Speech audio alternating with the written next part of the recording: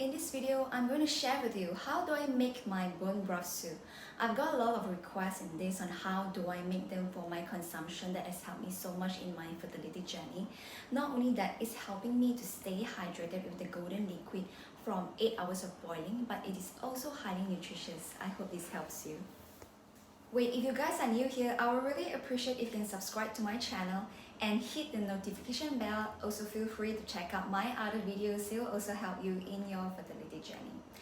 By clicking subscribe here, it helps me to build the community that shares similar issues. Okay, let's get back to the topic. Making bone broth soup is actually quite easy. It is customizable, so it's up to you if you want to use chicken or pork or beef.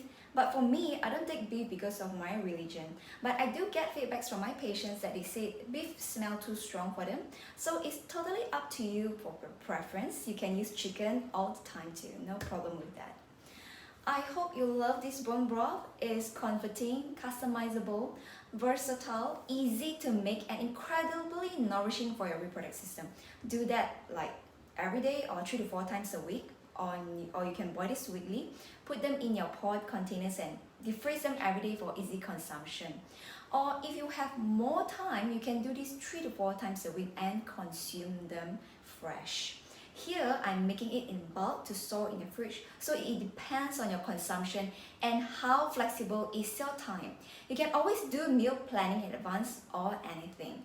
So the ingredients that I use are half a chicken, 1 huge pork, some chicken feet for the collagen because collagen is good for fertility, and I have some vegetables and carrots like corns, beetroots, tomatoes, pears, and potato and onions.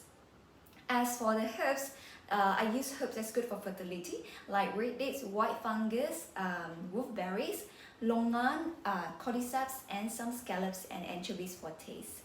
I like to consume my soup in the most natural taste. Normally, I don't like to put any seasoning in it.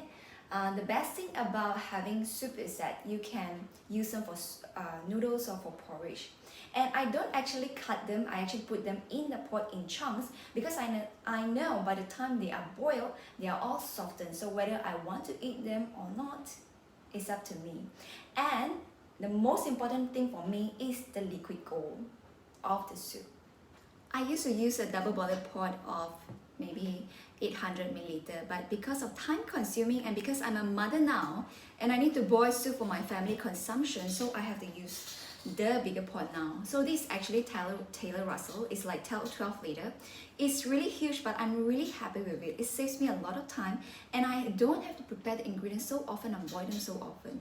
But last time when I used to have more time, I would prepare and boil this like 3 to 4 times a week and consume almost a whole pot of 800 milliliters of soup a day.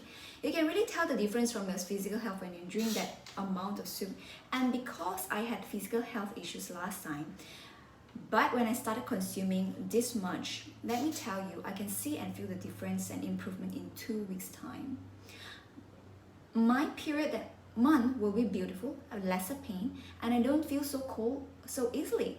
My skin used to be purple when I was cold, used to turn purple when I was cold, but because of how I consume my soup, my body temperature was higher, and I don't even need a blanket when I was sleeping. And then my husband asked me, won't I feel cold? I said, no, I'm really fine. So it's really amazing that the difference I can see when I consume, do changes in my diet. And if you're tired of having so much supplements, if you're so sick of supplements, please try this bone broth soup. And of course, you can still combine with your supplement, and with combination of everything, things will have higher chances of success.